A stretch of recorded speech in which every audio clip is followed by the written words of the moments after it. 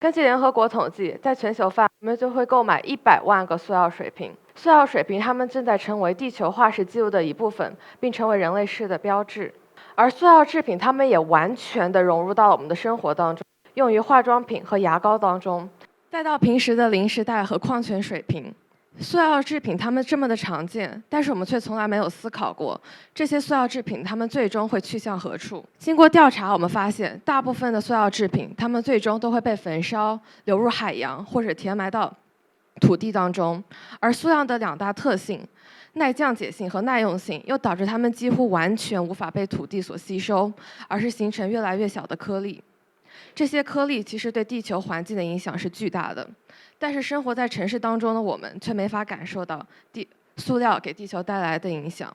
所以，作为一个13岁的学生，我开始思考，我能做些什么呢？在2023年初，我有机会了解到了春雨新生计划，因此我在学校2023年9月份开启了新宿计划。我们在学校的各个楼层放置了蓝色的回收箱，用于回收同学们喝完的矿泉水瓶。而接下来我们会把这些矿泉水瓶送到工厂，工厂会帮助我们把这些矿泉水瓶变成校服，而最终我们会把这些校服送到当地的没法负担校服的学生的手中。当然，在这个社团的过程当中，我们也遇到了许多困难。首先，在学校有很多同学们问我，塑料水瓶到底是怎么变成校服的？这些校服和我们平常穿的有什么不同呢？甚至还有个同学问我，我难道要把塑料水瓶粘在一起，变成一件校服捐赠给他们吗？而不停地解答他们的疑惑，并没有有效改善他们的疑惑，反而我们收获到了越来越多的问题。所以我们意识到，或许我们需要在学校进行一次演讲。而我们的第一次演讲的主题就是为什么校服等于塑料水瓶。当这些塑料水瓶被送到了工厂之后，会有工人把这些塑料水瓶清洗干净，撕掉标签，而接下来这些塑料水瓶就会被打成细碎的颗粒。这些细碎的颗粒经过融化之后，它们会被拉成细细的线，而这些细细的线呢，就可以织成我们所熟悉的校服了。其实这些校服的材料也就是我们所熟知的聚酯纤维。而第二个主题就是我应该如何让我们的同学加入到我们的项目当中。在我们社团成立的初期，在回收箱当中，我们并没有收获到很多塑料水瓶。相反，在回收箱当中，我们发现了很多垃圾，比如说在食堂吃完的香蕉皮、喝完的酸奶，甚至还有吃了一半的糖。这些生活垃圾给我们的收集带来了许多的困扰。所以，我们为了让在学校的同学们了解到我们在做什么，我们决定把相机带入学校，用相机记录我们每天的行为，比如说在各个楼层收集塑料水瓶，或者在班级里准备演讲、准备 PPT 等等。而最终在经过了很多的尝试之后，我们却只收获了25个粉丝。所以我们意识到，或许社交媒体不是我们最佳的传播途径，而定期的在学校进行宣讲，或许是最好的方式。而在随后的每一周当中，我们平均每周就可以收获到300个塑料水瓶。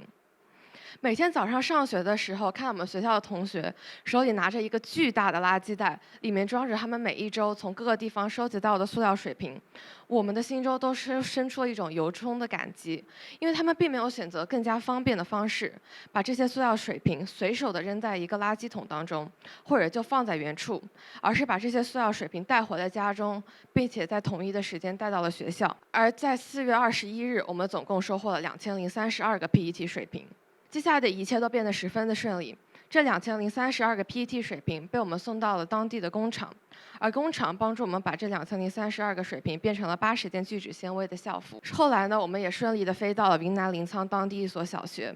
把这80件校服亲手的递到了当地学生的手中。看到他们身上崭新的校服以及脸上洋溢的笑容，我们的内心也真的生出了一种由衷的成就感。在回到学校以后，我们为了总结回顾我们这一年做的所有事情，我们决定用艺术的方式进行了一次艺术的展览。其中这次展览包含了8幅海报、1幅水瓶装置和3幅油画。其中第1幅油画对应了 recycle， 我们希望通过这幅画向观众表达鱼儿它们对自由于水的渴望，以及人类对生态的破坏。而第2幅油画对应了 reuse， 我们想对同学们说，这些校服它们其实不仅仅是一件衣服，而更是我们对爱的传递。最后一幅油画对应了 reduce，我们希望告诉大家，在科技进步的同时，我们也需要重视自然的保护。我们通过这次展览是为了回顾我们整个展览的每一个路程，不论是成功的一小步，还是探索的失败，都是我们整个项目当中很重要的养分。最后的最后，我想说，其实我们每个人都可以为环保出一份力量。比如说，带上可循环的水杯；去咖啡店的时候，不要用一次性的塑料水瓶；去超市买东西的时候，可以带上自己的环保购物袋。而在点外卖的时候，也可以选择不需要餐具，而是带上自己的餐具。我想说，一个水瓶，一个希望，这不仅仅是一个口号，更是行动的承诺。让我们从点滴做起，用行动为地球编织一个绿色的未来。谢谢。